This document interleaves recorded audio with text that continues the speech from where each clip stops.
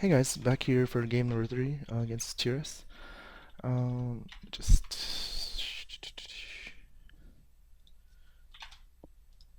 cool.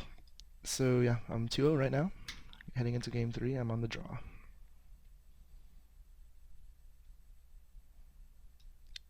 Well, here's an interesting thing. Well, Grapplevine's absolutely nuts. First of all, I don't know if it's new news to anyone. Um, I'm just kidding. It's okay. It's a role player, but it does do some really good work against Razor Tooth Soccer. Um, so yeah, I will be doing that and leveling up a fun guy. Once again, no soulbind, so I don't know what he could be. If he's playing Razor Tooth Soccer, though, most likely he's playing Umbric. I'm not actually a huge fan of Razor Tooth Soccer. I don't think Umbric has the tools necessary to be as aggressive as it needs to be to make that card worth it. I think Umbric is much more suited to being mid-range, controlling tempo kind of deck. More focus on board control than lowering their life total. And allowing creatures with mobility and pump spells and the capacity to produce more creatures than your opponents to be able to kill them versus just being able to damage them to the end. I think that is probably the most effective way to play Umbric.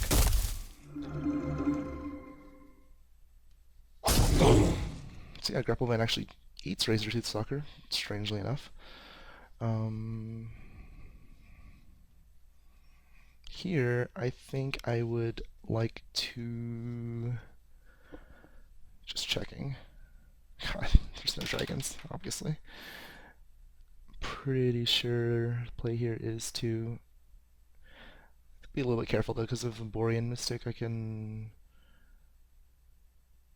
put the Dragon Slayer here. I mean, Earthstone Strength is an option. It's not a very good option. Yeah. I think this is probably the play.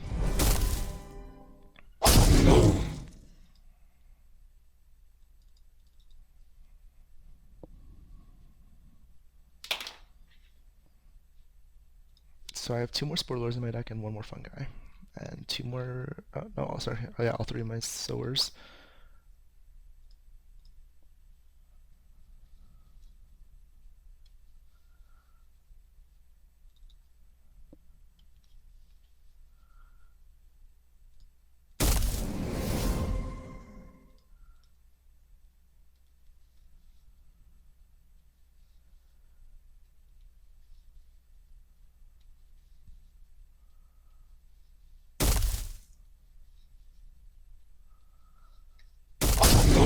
Cool. So what I can do here is to play the Torgmai Mender to outright save the Kaja's Colossus, and it actually eats the Bright Tusk Sower as well, and then play Spore Lord. Yeah, it's pretty straightforward.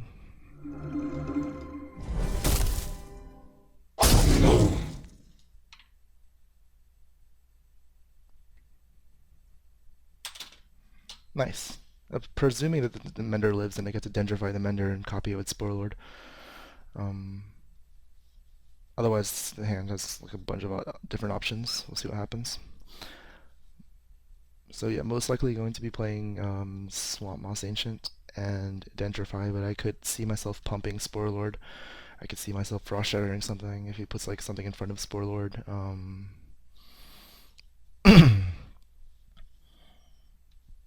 I could even see like Blizzard Shamaning the Spore Lord, then pumping it to save it and making it difficult to kill, though that's a little bit less attractive. Rank 2 after this turn. That's clever. I like that. It's cute. It's cute.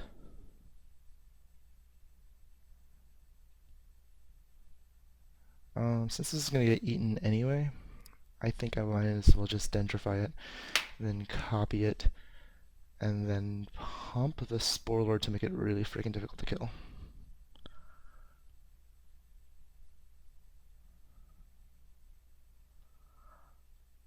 Yeah.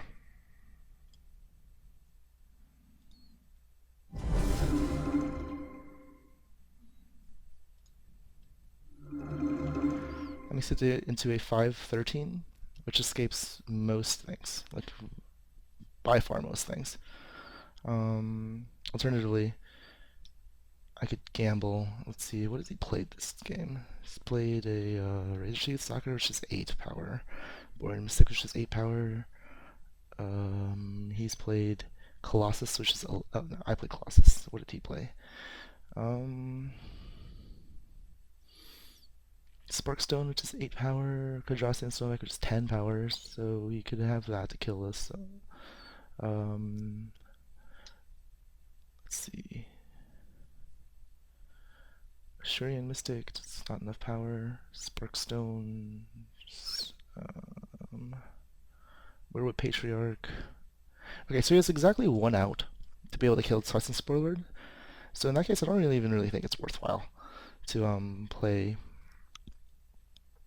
the Ursine Strength just to make it unkillable. I'd rather just play another creature.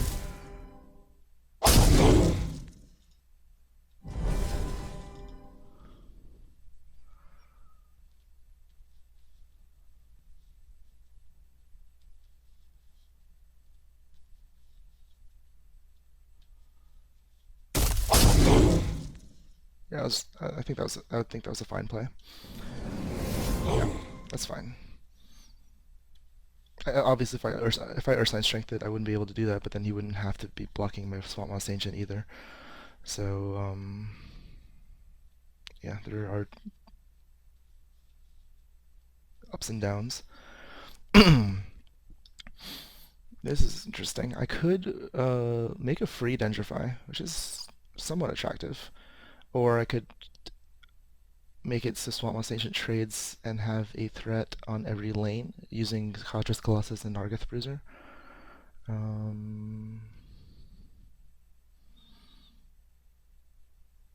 don't know how much I care about having a free Dendrify against this deck. I think I'd rather just press my advantage now since I have such an overwhelming one. Yeah, so I guess I'll just do that.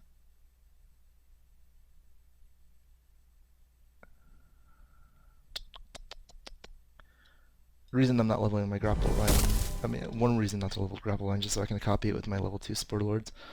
Yeah.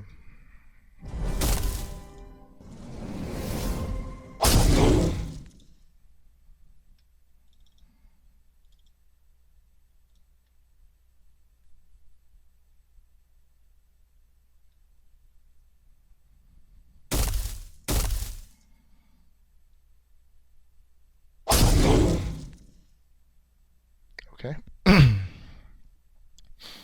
So here, I think the play is pretty simple. I just killed the Shurian Mystic here, and then play Fungi in the side lane.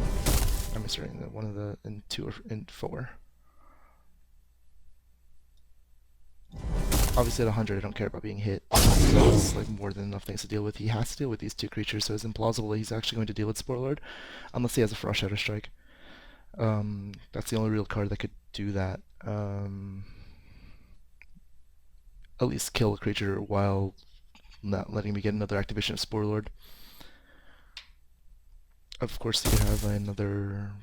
You could have Borean Windweaver. You could have Blizzard Shaman, yeah. But he does not have those. So I get to make a creature. That's nice. Playing level 2 Fungi here, obviously. Can't copy it, which is not the end of the world. But yeah, I get to make threats all over the place. This is pretty good. It's interesting, actually. I won't have enough lanes to play a second creature. I don't have any pump spells. So, I actually think...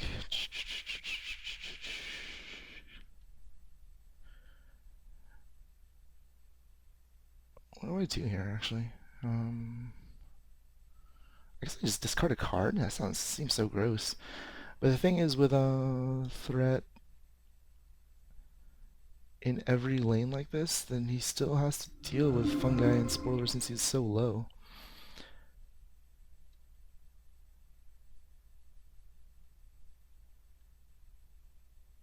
Yeah.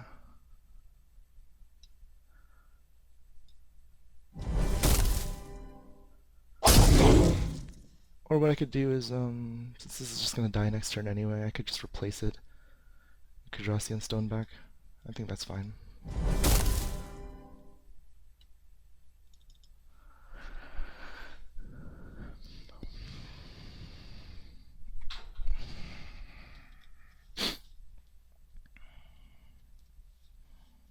Oh, that might have been a mistake. I probably shouldn't have played the stone back. It's sandwiched in now. That was a bad play. What could have I played instead? Yeah, any of these three creatures, probably. Yeah, any other card in my hand, obviously. So remember, type play wins games.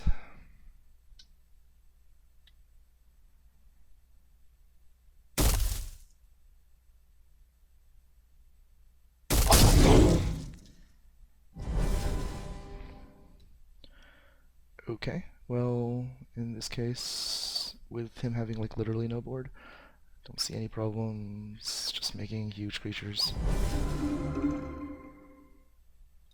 Go, huge creatures, attack his face.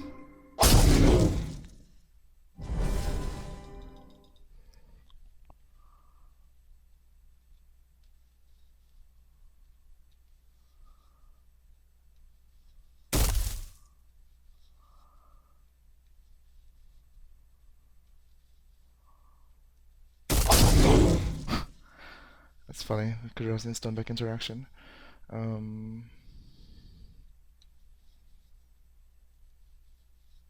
How close I get to kill him? So he is at 6, so he's at 13, then another 7 goes down to 6. If I play Ashurian Mystic and Frost Shadow Strike for damage.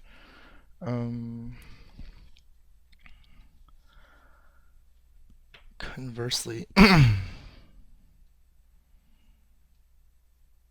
yeah, I think that's fine. And also, if I kill the Sparkstone Elemental, it'll project the stone back so I can actually get in for more damage easily that way. Yeah.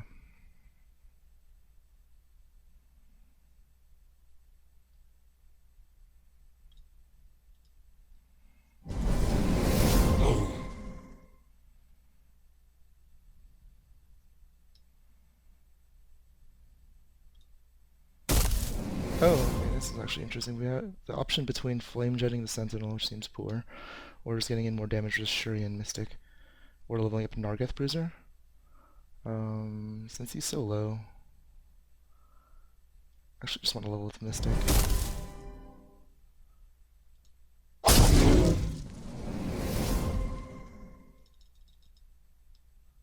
Yeah, sure, he has to kill it. I mean, he has to block it, but this leaves a lane. Actually, no, it's pretty. Carson Stoneback, I guess, has downsides. The downside I'm referring to is the fact that he knows which lane Stoneback has to go to be able to attack, provided I don't have a removal spell. So he's just gonna put something there. Even if I have a pump spell, which I do, which could most likely make it into a trade, regardless of how large the creature is. On the plus side, I have another Kadrasian Stoneback, so it's gonna be really difficult for him to actually make these blocks. Oh, it's Flame Wraith Instigator, so he's going aggressive. What the hell's happening? Oh, he's Shadow Ball. Okay, well, he has no board. Yeah, he has no board, and I have creatures on creatures on creatures, so this seems pretty bad for him. Yeah. Seems pretty poor for him.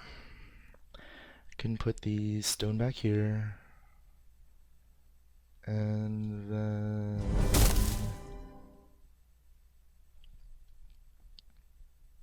Okay, so I have options here. I can mend it, or I could play Tusken Sporelord.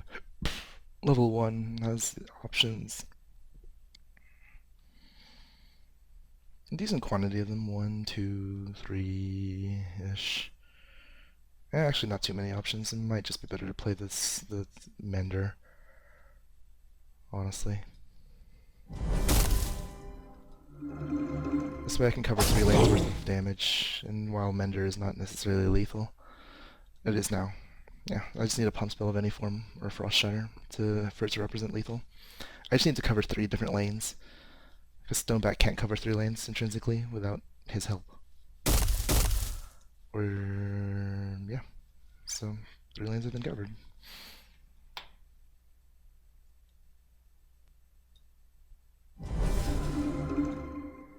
Yeah, that was a really awkward misplay with the Stoneback in rank 2, but Good thing that he was so grossly ahead. I mean, grossly behind that it didn't matter. That's why I don't like cards like Windborn Hellion and Razor Tooth Stalker. They need you to be ahead. They're cool, but they need you to be ahead for them to actually have impact. In which case, they have a lot of impact, but they're so terrible from behind. And Windborn Hellion in particular is just such an awful underdrop. Like there aren't enough Borean Windweavers in the world. No, I guess there are. If you have like three or something, then Windborn Hellion becomes much better. But yeah, I'll 3-0, and hopefully we'll see a 4-0. See you guys for the next game.